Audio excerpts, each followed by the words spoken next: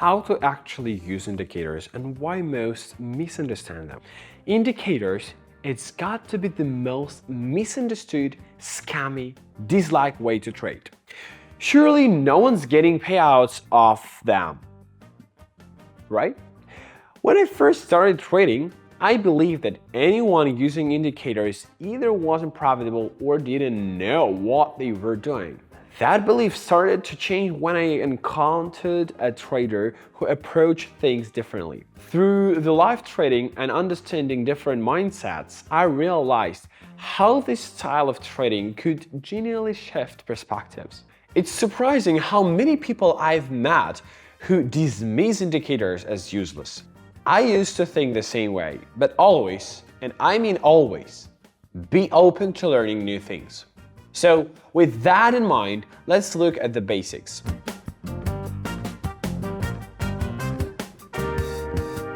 Trend indicators are simple and often lagging. These include moving averages, Bollinger Bands, RSI, and the MACD.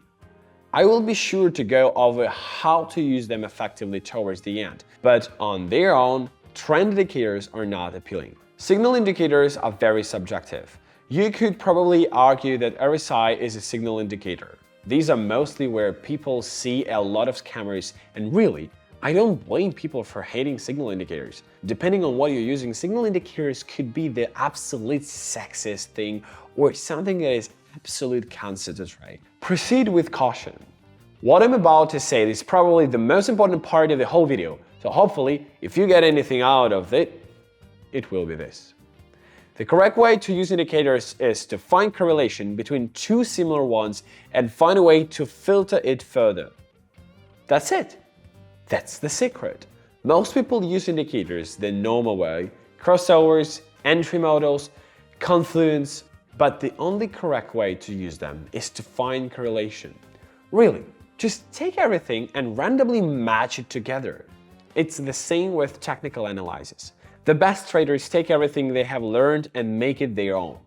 You could take signals from something as simple as two moving averages and find a filtration system using another indicator to hopefully make something profitable. My point is, indicators work if you use them in ways unlike everyone else. Now, so you're ready to piece together something? The first thing is an idea. Do you notice that sometimes you can catch a good trade if we take a high, consolidate, and then a candle inverses? What about if we are at VWAP and the RSI is oversold? Does that usually mean a grade long? Usually, if you pick up on things, 90% of the time, something is there. Second step is back testing it. You're going to see how much your concept really sucks, but that's okay. It isn't finished. Backtesting takes by far the longest and it's pretty damn annoying to do.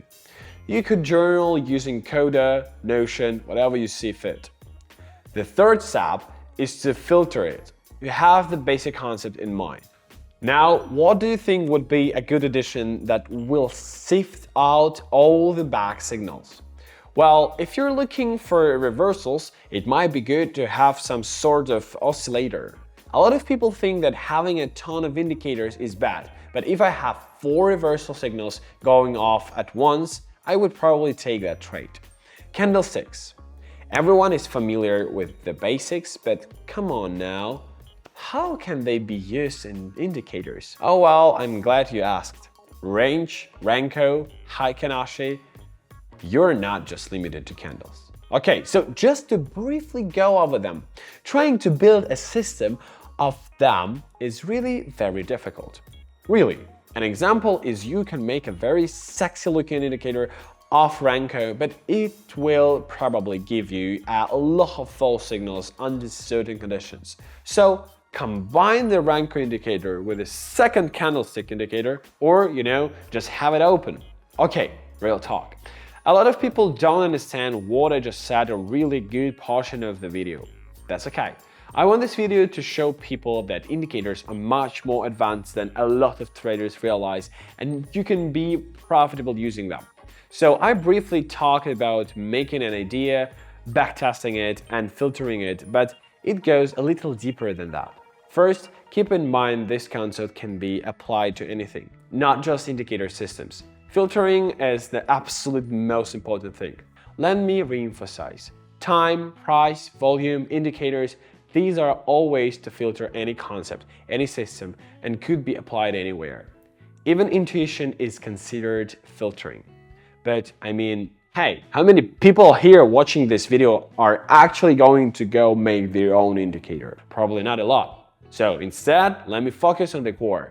If you truly want to use indicators, whether that be just for extra confidence or to do trades strictly off them, you are going to find so many options. It just takes a lot of experience to be able to find something awesome. Ideas come from experience, backtesting costs time, and filtering takes perspective.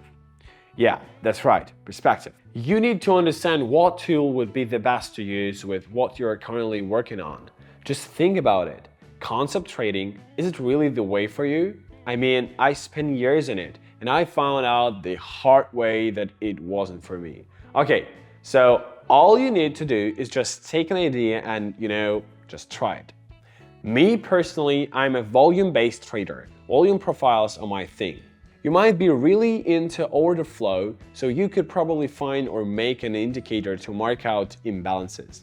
Or instead, you could create a system that gives you a signals based off it. There is so much you can do with indicators, and I am so tired of people saying you can't be profitable purely off them.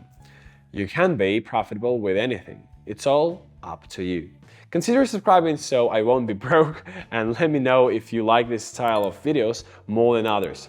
And guys, share this video, go to the description link. We have Telegram community, very cool one. Hit that notification bell, and bye for now.